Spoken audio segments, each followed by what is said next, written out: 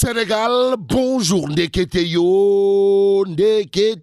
La Sonacos SA. La Sonacos SA, c'est comme qui dirait aujourd'hui une société publique Ndemsial. Vous le déconnez? Wallahi Talaï. En tout cas, tribune quotidienne de révéler à ça une, la Sonacos. La Sonacos est à l'agonie. À l'agonie, jam. Bon, emploi, renouvellement du capital technique, exportation de la production de graines vers la Chine du côté de la Sonacos SA. Du côté de la Sonacos SA, ça ne va pas. Alors là, pas du tout. On regarde ce que nous livre Tribune quotidienne ce matin. Ce matin, le journal du groupe des médias, en tout cas de noter, pour un objectif de collecte d'arachide en graines coque, estimé à 300 000 tonnes. 300 000 tonnes. La Sonacos n'engrange que 13 000 tonnes. À ce jour, retenons d'après Tribune quotidienne qui évoque la situation carabinée de chez Carabinet de la Sonacos SA, que 90% du personnel saisonnier est déjà en chômage, les employés permanents en sursis. Waouh. Bon, faute de pièces de rechange, depuis 4 mois, les centrales thermiques, sont à l'arrêt. Ça veut dire quoi? Ça veut tout simplement et tout bonnement dire, d'après Tribune quotidienne, que la Sonacos SA est morte cliniquement. Bon, restons avec Tribune quotidienne qui reparle de l'appartenance du train express régional à la France ou au Sénégal. Et là, le journal du groupe des médias. Le journal du groupe des médias parle d'une cacophonie aux allures de rouleau yamba qui se termine par terre, mais remuer ciel et terre. Voilà ce que fait Enquête quotidien, histoire de faire jaillir la lumière. Bon, à la une du journal Enquête, on peut lire gestion et exploitation du terre, les dessous du bras de fer. Que dire à ce sujet sinon? L'expertise sénégalaise a déjà prouvé qu'elle n'a plus besoin de la tutelle technique de la SNCF, indique clairement et nettement Enquête ce matin. Le journal piloté par Mohamedou Wan, mon confrère, d'expliquer qu'en vérité des vérités, les Français ne peuvent plus faire ce qu'ils veulent. Et c'est le plus important. Propos tenus par une source de Enquête quotidienne ce matin. Retenons d'après le journal que des heurts récurrents entre Mansour Faye, ministre de tutelle, et la SNCF, voilà ce qu'il y a de retenir autour justement des dessous du bras de fer dans la gestion et l'exploitation du terre qui apparemment ressemble à un vrai rouleau yamba. Quoi qu'il en soit, Sud Quotidien, sans contredire les tours d'afficher propriété, rentabilité, coût et délai de livraison du terre, un train, 1000 controverses. Ainsi, il conviendrait de relever une chronique d'un micmac permanent d'après Sud Quotidien. Le journal du groupe Sud Communication, en tout cas de noter une renégociation du contrat de concession en ligne de mire, dans le direct du ce matin, Goro National Mansour Faye. En tout cas, le journal piloté par Pape Diogoy Faye de révéler polémique sur l'appartenance du terre. Mansour Faye esquive le débat. Et le vrai débat, d'après Direct News, autour justement de l'appartenance du TER, porte sur le silence troublant de Goro National Mansour Faye. En tout cas, la fureur soulevée par l'article du quotidien Le Figaro au sujet du vrai propriétaire du terre donne à réfléchir sur le silence de l'actuel ministre des Transports Mansour Faye. En tout cas, le quotidien français refroidit l'ardeur du gouvernement qui a très tôt crié victoire en jetant un pavé dans la mare du Sénégal, informe Direct News. Le journal d'ajouter rien et absolument rien ne justifie le silence du ministre des Infrastructures, d'autant qu'en avril dernier, date marquant le centième jour d'exploitation du terre, Mansour Faye a dressé un bilan d'étape du terre lors de la conférence de presse du gouvernement. Et là, tout ravi, il avait révélé qu'au moins 5 millions de passagers ont emprunté le terre et ont exprimé leur satisfaction en termes de gain de temps et d'économie, renseigne toujours Direct News. Le journal de Martelet, Mansour Faye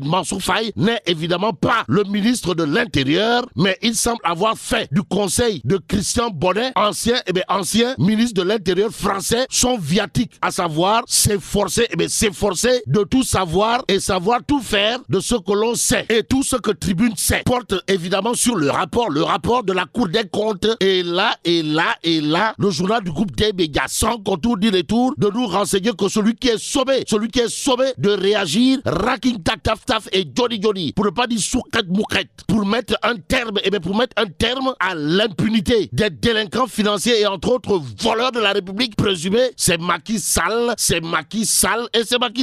Bon, pour l'instant, Walf Quotidien quotidien s'intéresse à qui? Eh bien, à Mimi Touré. Pour dire quoi? Eh bien, pour nous dire qu'exclu de l'APR est rejeté par l'opposition. Ndaoussi Touré, Mimi, l'a mal aimé au nom de quoi? Quoi qu'il en soit. Eh bien, quoi qu'il en soit, l'observateur s'arrête sur la politisation. Eh bien, la politisation des affaires judiciaires. Pourquoi faire? Eh bien, pour révéler l'écran de fumée des hommes politiques. Pour ne pas dire des politiciens. En tout cas, politiser. Eh bien, politiser son problème quand on est dans une situation fragile. C'est le propre, eh bien, c'est le propre des politiciens. D'après l'observateur bon, des noms et des dossiers soulevés dans l'observateur au sujet de la politisation des affaires judiciaires. Et pour parler de l'actualité judiciaire autour du leader de PASTEF, les Patriotes, il y a Direct News, le journal en tout cas de souligner les vérités de Abdoul Mbaye à Ousmane Sonko. S'agit-il de vérité cuite ou de vérité crue? En tout cas, Sawai Mbaye Abdoul a d'après Direct News juré la main sur le cœur avant de dire à haute intelligible voix, je ne vois pas. Alors là, pas du tout.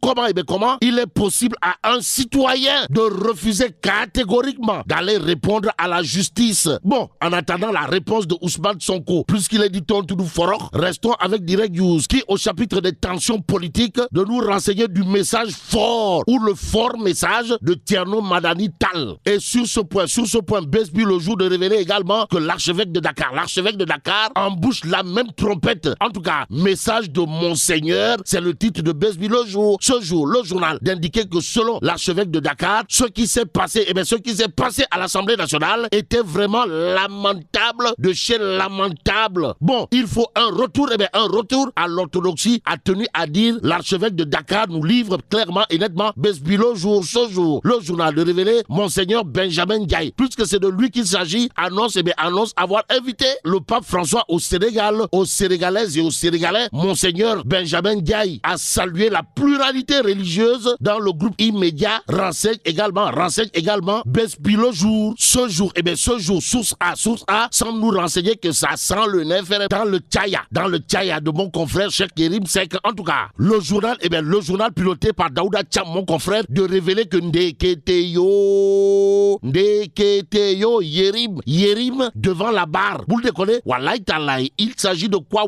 De factures impayées présumées lors de la foire internationale de Dakar, la capitale. Renseigne source A, le journal, de souligner ce qui est capital à ce sujet. Comprenez, la société Syscom du journaliste est poursuivie par le CICES qui lui reproche de n'être pas passé à la caisse après avoir loué ses stands au cours de la FIDAC. Bon, l'auteur de Macky Sall face à l'histoire fera face au juge du tribunal du commerce ce matin. Nous livre source A en attendant de savoir si l'avocat du CICES, ce n'est pas par hasard Maître Baboukat Cissé qui a la particularité de pendre ses adversaires par les pieds à la barre. Terminons avec Libération ce matin. Le journal de revenir en long et en large sur le braquage mortel au quartier Grand Médine de Kerbassar. Et là, Libération de nous informer que le gardien de la mosquée était dans le coup.